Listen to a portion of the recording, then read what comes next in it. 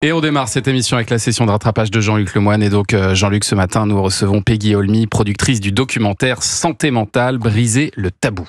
Et c'est une très bonne chose qu'on parle enfin de ça à la télé, car jusqu'à présent, les gens qui souffraient de ce genre de problème, soit se muraient dans le silence, soit monter une équipe pour faire une émission média sur Europe 1. Voilà. Il est temps de briser ce tabou. C'est donc ça. Voilà, bien sûr. Ça. Et d'expliquer que ça peut arriver à tout le monde, qu'il n'y a pas à avoir honte. Alors, je félicite M6 de mettre ce programme à l'antenne, je félicite Peggy, mais il y a quand même un peu de gourmandise. Parce que c'est une soirée à la M6. Donc mardi soir, on pourra regarder Santé mentale, briser le tabou, suivi de Santé mentale, nos ados en danger, suivi de TOC, hypochondriaque, schizophrène, leur combat pour une vie normale, ça finit à 3h du matin. C'est vrai, c'est vrai. C'est tout est véridique.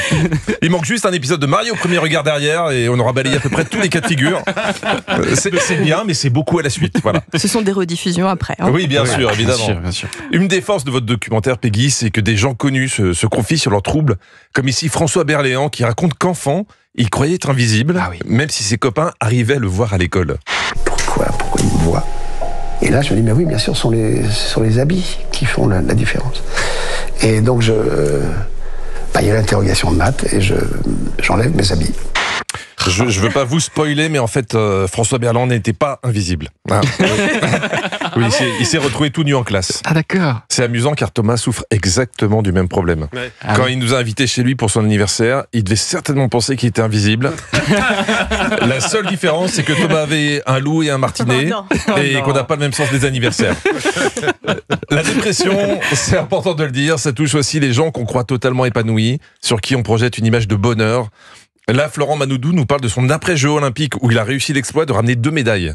Je me sens mieux qu'il y a quelques semaines et quelques mois, mais je suis en dépression. Voilà, même si c'est difficile de savoir, il y a quand même des signes qui peuvent faire penser qu'une personne était en dépression. Renfermement sur soi, perte de joie de vivre ou volonté de participer à Danse avec les stars. Voilà. Donc soyez à l'écoute des gens qui vous entourent. Une pensée pour ceux qui seront dans Masked Singer aussi ce soir, en poireau. Et je précise qu'il va bien aujourd'hui, hein. Il va beaucoup mieux. Il va beaucoup mieux. Tant mieux. Bon, et alors Jean-Luc, pour votre session de rattrapage, vous avez regardé aussi The Power. Exactement, sur W9. Et ne voyez aucune malice de ma part en enchaînant The Power juste après avoir parlé de santé mentale. Une anecdote pour démarrer, je suis allé sur la page Wikipédia de The Power pour trouver le concept du programme et il est écrit « Cette section est vide ». Je vous promets que c'est vrai. Donc je vais vous expliquer comme je peux. Bon, déjà il y a Delta, la voix off, qui dit être une intelligence artificielle ultra développée, mais que je soupçonne fortement d'être en fait une intermittente du spectacle. Je m'appelle Delta et je suis de retour avec mon jeu sur le pouvoir. Celui qui rend fou tous les humains. Oui, cette émission rend fou tous les humains. Enfin, presque. On est 8 milliards et demi d'humains et seulement 310 000 ont regardé l'émission. Donc à 8 milliards près, on est bon. Oui. Donc des candidats de télé-réalité sont enfermés dans une villa et la voix off n'en fait pas des caisses. Un événement inexplicable s'est produit. 14 célébrités, tous connus pour leur grand sens de la stratégie, ont mystérieusement disparu.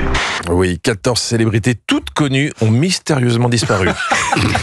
Et bizarrement, personne ne s'était aperçu de leur absence.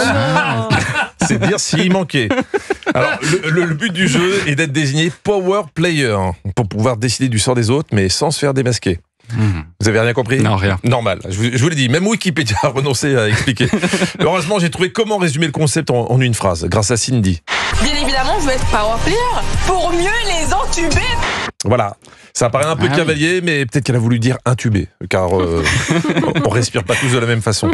Surprise cette année, il y a aussi une star internationale dans The Power, ça va faire plaisir à Julia Pichenet, une star hollywoodienne, une vraie star.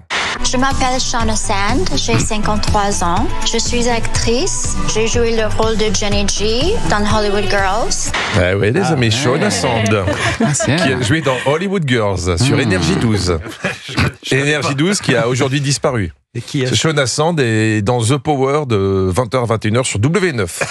Créneau qui va bientôt disparaître pour laisser la place à Cyril Hanouna.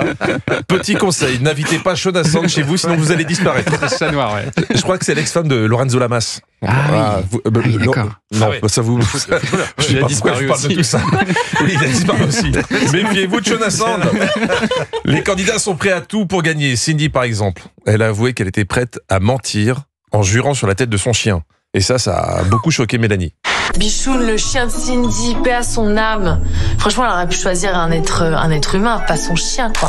Eh bah oui, il faut avoir des principes quand même. Hein. Jurer sur la tête de sa mère, oui, mais de son chien, non, ça va trop loin. Pas, non.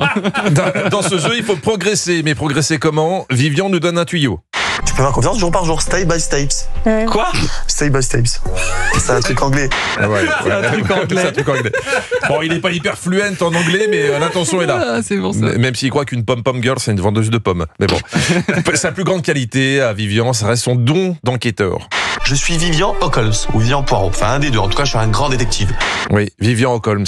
La réponse que le prénom de Sherlock Holmes, c'est Charles. Ah oui, d'accord. Je vous fais la suite bientôt. Ah, c'est énorme. Ah bah oui. Holmes, bien sûr. Step by step. Voilà, merci Jean-Luc Lemoine. Une pensée pour Anissa. Bien sûr, qui bien parle sûr. aussi bien. On l'embrasse, elle nous écoute, Anissa. Et Jean-Luc, on vous retrouve lundi en replay sur europe1.fr et vous serez en spectacle le 10 mai à Pléneuf-Valandré et le 17 à Albert. Et à suivre, c'est votre invité.